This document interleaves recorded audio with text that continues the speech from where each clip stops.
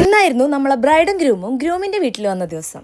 ഇവരെ കൊടുന്നാക്കാൻ വന്ന ബ്രൈഡിന്റെ വീട്ടുകാരൊക്കെ ഒന്ന് യാത്രയാക്കി ഭക്ഷണമൊക്കെ കഴിച്ച് എല്ലാവരും ഒന്ന് എനർജി ആയതിനു ശേഷം ബ്രൈഡിനും ഗ്രൂമിനും നമ്മൾ കുട്ടി ടാസ്കുകളൊക്കെ ചെയ്യാൻ കൊടുത്തിട്ടുണ്ടായിരുന്നു. നമ്മളെ ബ്രൈഡ് അത്ര ഓക്കെ ആയിരുന്നില്ല.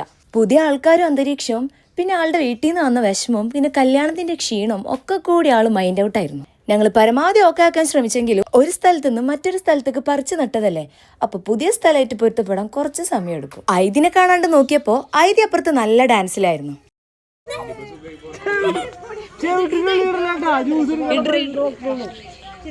അങ്ങനെ ടാസ്ക് ഒക്കെ കഴിഞ്ഞിരിക്കുമ്പോഴാണ് നമ്മളെ കസിന് കുറെ പൗഡർ എടുത്ത് വന്ന് നമ്മളെ ഗ്രൂമിന്റെ തലയിൽ കൊട്ടിയത്. ബ്രൈഡിനെ വെറുതെ വിട്ടില്ല. ഈ പൗഡറിന്റെ പണി കൊടുത്ത ആൾക്കൊരു പ്രത്യേകത ഉണ്ട്.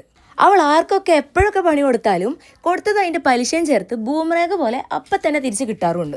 ദേ കണ്ടില്ലേ, ഇതുപോലെ. നീ എവിടെ പരിപാടി അവതരിപ്പിച്ചാലും ഇത് തന്നെയാണല്ലോ നിന്റെ വിധി.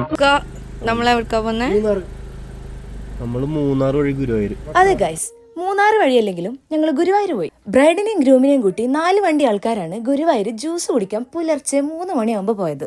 എന്തൊരു കഷ്ടാണല്ലേ എന്ന് തോന്നുന്നുണ്ടെങ്കിൽ ഇതിപ്പോ ഞങ്ങളെ ഫാമിലിയിൽ ഒരു ആചാരം പോലെ നടന്നു വരുന്ന കാര്യമാണ്. ന്യൂലിവുഡ് കപ്പിൾസിനായിട്ട് പുലർച്ചെ ഇതുപോലൊരു ജ്യൂസ് കുടിക്കാൻ പോക്ക്. ബ്രൈഡും ഗ്രൂമും നേരത്തെ നമ്മളെ കണ്ണുവെട്ടിച്ച് ജ്യൂസ് കുടിച്ച് വന്നതാണ്. നമ്മുടെ ബ്രൈഡ് ഇവിടെ പകുതി ഉറക്കായിട്ടുണ്ട്. ജ്യൂസ് കുടിച്ച് തിരിച്ച് വീട്ടിലെത്തിയപ്പോ 4 മണി. ഈ ഒരു വീഡിയോയോട് കൂടി നമ്മളെ കല്യാണ വിശേഷങ്ങൾ അവസാനിക്കുകയാണ്. എന്നാ പിന്നെ അടുത്ത വീഡിയോയിൽ കാണാം. അപ്പൊ ശരി, ഞാൻ പോട്ടെ, ബൈ.